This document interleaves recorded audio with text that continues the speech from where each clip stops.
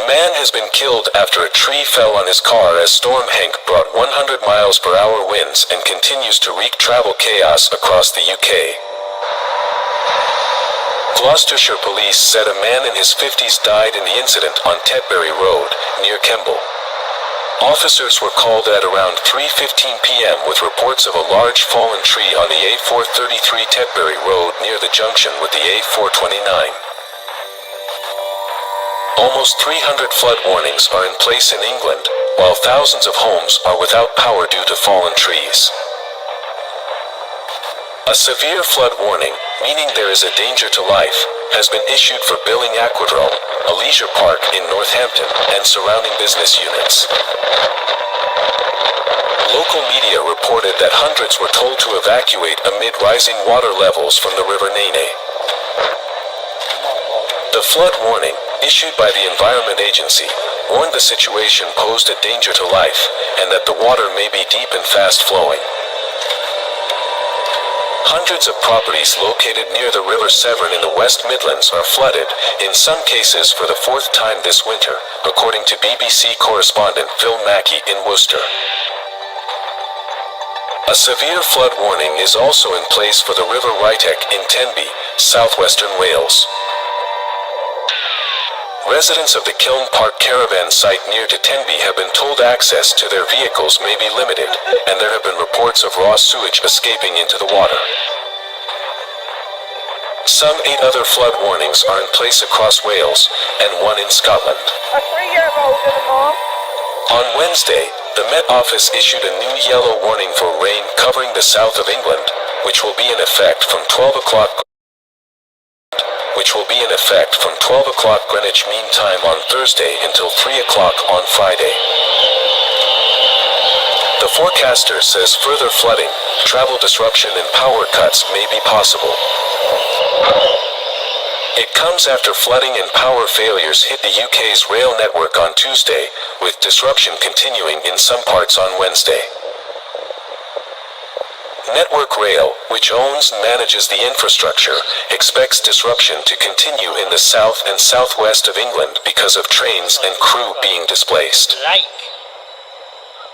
Southwestern Railway suspended services for several hours on Tuesday after trees fell on the tracks. It has urged people to check whether their trains are running as planned on Wednesday.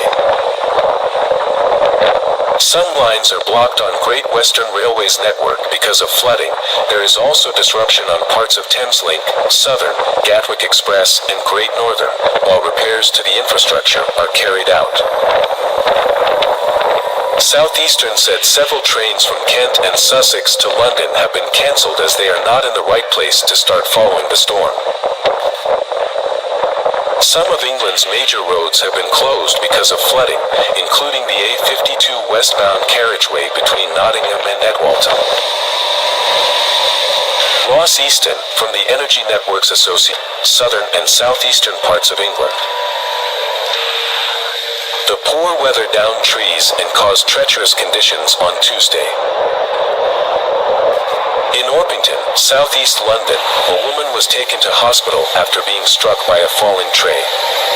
Her injuries are not thought to be life-threatening. In Greenwich, southeast London, the storm also brought down a scaffolding panel from a building, blocking a road. The strongest gusts on Tuesday were recorded at the Needles Old Battery, an exposed coastal site in the Isle of Wight, reaching speeds of 94 miles per hour, 151 kilometers per hour. Gusts of 81 miles per hour were reached at Exeter Airport in Devon, and top winds hit 71 miles per hour at the Isle of Portland in Dorset and at Mumbles Head in Glamorgan. The storm has largely moved onto Scandinavia. Winds are forecast to be lighter, and there will also be sunnier spells during the rest of the week. The weather presenter Simon King said, "By the weekend and into next week we're expecting high pressure to build, which means that the weather will turn even more settled. Higher pressure means it'll be largely dry with sunshine amounts also increasing." With this high pressure becoming established though, we cut off the milder southwesterly winds with colder air returning, giving air returning, giving chilly days and overnight frosts. Hank was the 8th named storm in 3 months. The storm was named much later than usual, only hours before its impact, because it was small and still developing early on Tuesday morning.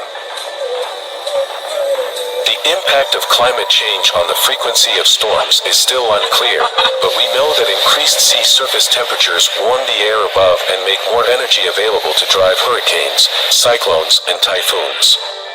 As a result, they are likely to be more intense with more extreme rainfall. The world has already warmed by about 1.1 Celsius since the industrial era began, and temperatures will keep rising unless governments around the world make steep cuts to emissions. Meanwhile, 2023 was provisionally the second warmest year in the UK since records began, the Met Office said. The warmest year on record was 2022. Global temperatures are rising mainly because of human activity, leading to more intense heat waves and rising sea levels. A 3-year-old and a driver were rescued from a car sinking in flood water yesterday as Storm Hank battered Britain. A hero passerby dived in, smashed a window and tied the vehicle to a bridge to stop it being washed away before helping them to safety.